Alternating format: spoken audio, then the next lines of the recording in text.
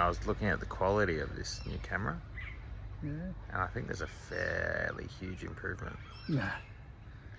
No, my phone's good. Get out of it. No, I just want to get a don't close do up. that. Don't do that.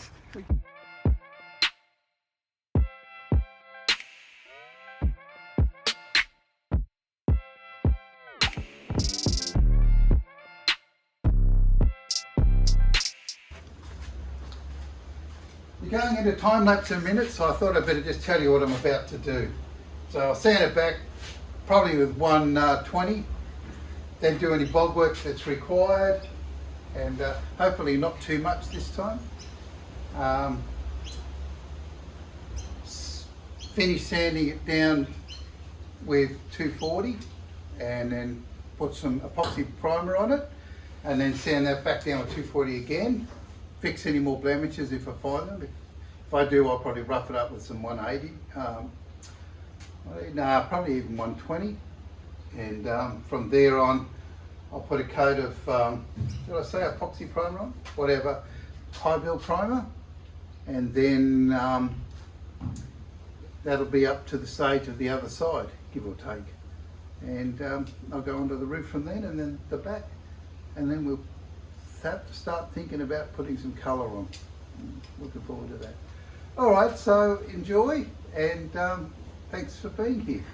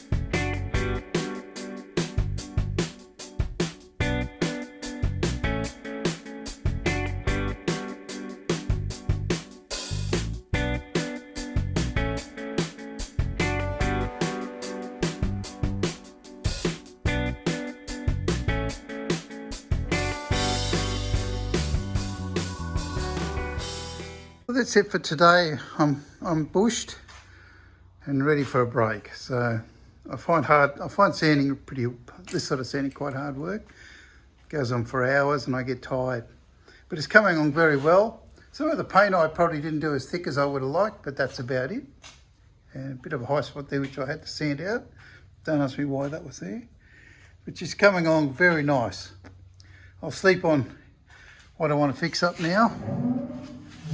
You know, it's full of dust, but it's coming along good. It's a fully good man, and yeah, see you tomorrow.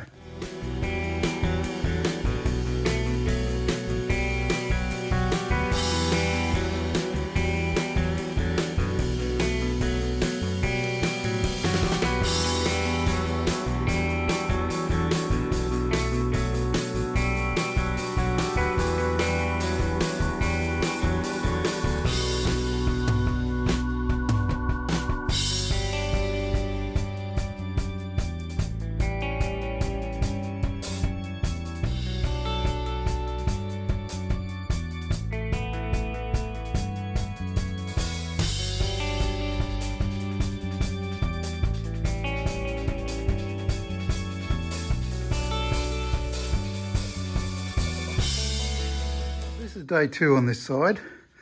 Ignore the masking tape. That's just to remind me to address certain areas because I forget and then I go, oh damn, I should have done that.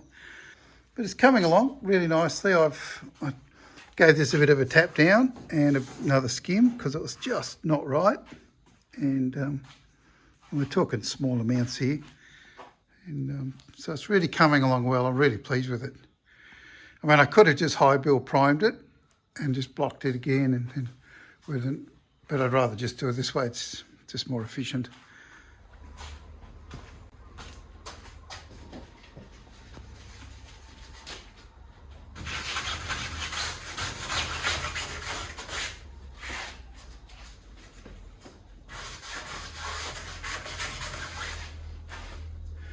What do you call somebody with no nose and no body?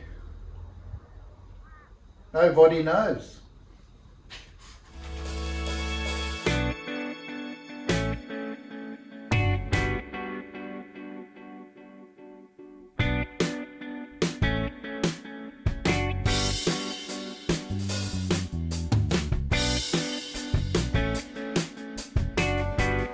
Well, I've just been looking at my work, and Josh is always getting upset with me because he says, "Dad, you're bagging out your work all the time." And I was thinking about that because it was an interesting thing to say, but you tend to be very critical of your own work. And I actually think that's a good thing because it means you're really striving to do better every time.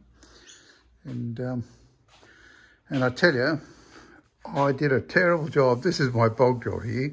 That's a little low spot, but look at this. I did the worst filling job I've ever, some of it's not what I was there before, but the worst filling job I've ever did in my life. See that there? That was a little hot thing. I'd marked that and I didn't put a bog on the top of it. It's like I'm really annoyed. I have to literally do it again. And that line here, this was a droop here. And although I've got it up, that was really hard, and I still got it. I don't think you're going to be able to see with all the flickering.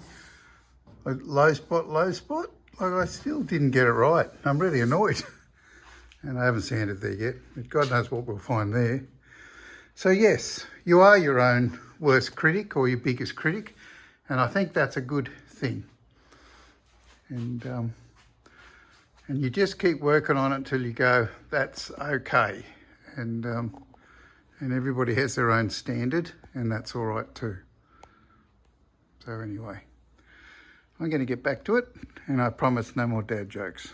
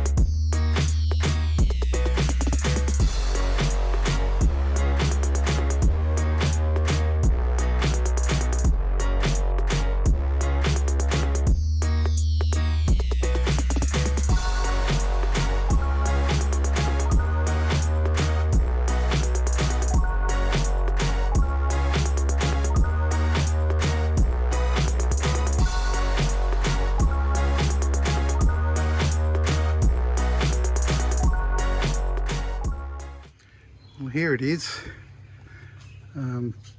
pretty straight. It's funny how that looks so bad, and I would have loved to have been able to get some more 3M bog. I haven't been able to buy it. I did a little bit of work around here. It's just a little bit. Anyway, it's feeling pretty good, feels good, and you know, there's some little spots that weren't perfect, and I just got them right. Some high spots too, make plenty of high spots, and so it's coming along pretty good. I think it'll probably be pretty stable, meaning not stable, but actually stable as in secure stable. The paint shouldn't shrink. It's been months since I put that down, and I've been watching a guy, he's a clever guy, I can't remember his name now, but he bogged us for breakfast. That's his YouTube name. He's an Australian guy, And I really have learned a lot from him. You know, he's got a way of explaining things that really helps. So if you're doing panel work, body work in particular, bog work and stuff, he's the guy that I like to watch, and he's taught me a lot anyway. So thanks, buddy, if you ever watch this. I really appreciate your you know, your explanations of what to do. And although I used to probably do most of it, but I'm really adamant now about, you know, the grades, like starting off at 80, you know, 120, 180 or 240. I've been doing most of this, finishing most of this in 240, and after a while you get a real feel for it and what's been 240. In fact, ironically, when you get down there, you find that 240 is pretty coarse. You know, when you're getting close, you got to be careful. How often do I, you know, accidentally take too much off, even with 240? And I mean, technically, you're not supposed to see any metal, because you see metal, it's a high spot, because it'll be low around here. But I will repair that or fix that with, not that I can feel it, but I'll fix it with high build primer. So I'll give it a coat of epoxy primer now, and not today because I've got a splitting headache, but probably tomorrow. And then I build over the top of that after a rub back, and that should be really good. Then I want to go onto the roof and then the bonnet, and I'll do some work in the back there. Oh, I'm on my tippy toes. So yeah, I'm really, you know, happy with the progress. It's amazing. You put you put bog on, and it's amazing just how much you end up taking off. You almost leave nothing. You know, the closer you get, the more you sand off. And I really quite like this stage. It's when you get really close to where you want to be. And sometimes you're almost a sculptor to find the original shape. You know, this whole work ute's had a lot of, you know, a lot of history with a lot of dints. Even just being rough when they fueled it up. You can't really see this here because that's the undercoat there. But I brought this up like about 1 millimetre because over the years it's sort of been bent down from, you know, people leaning on it or clunking in the fuel filler. So it's amazing just how things change. Anyway, Josh is going to kill me because I'm nearly on 4 minutes. So next you'll see is me putting some primer on that, and then I'll probably release the video. So cheers.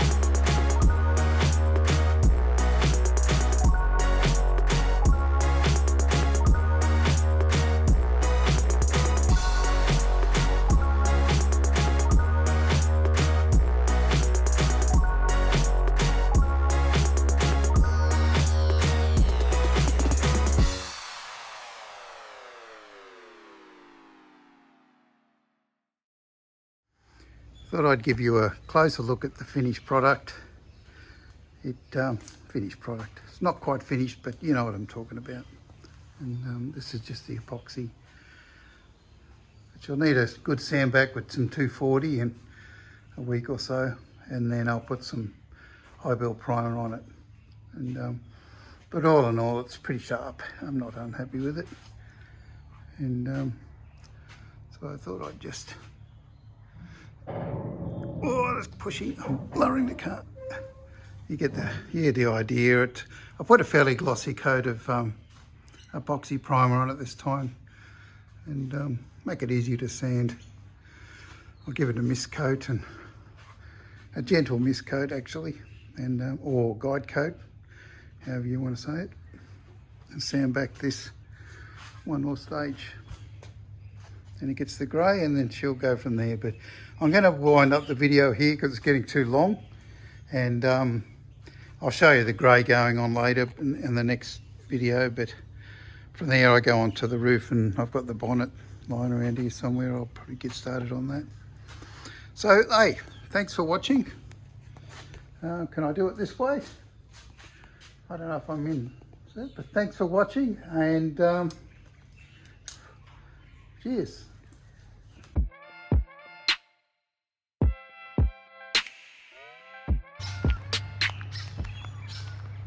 thought I'd better pay tribute to the gods of bog.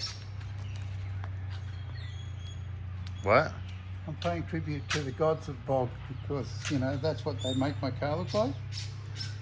And that's what it makes the gods of bog do. So I thought I'd, you know, pay tribute to the gods of bog. Hey, bog.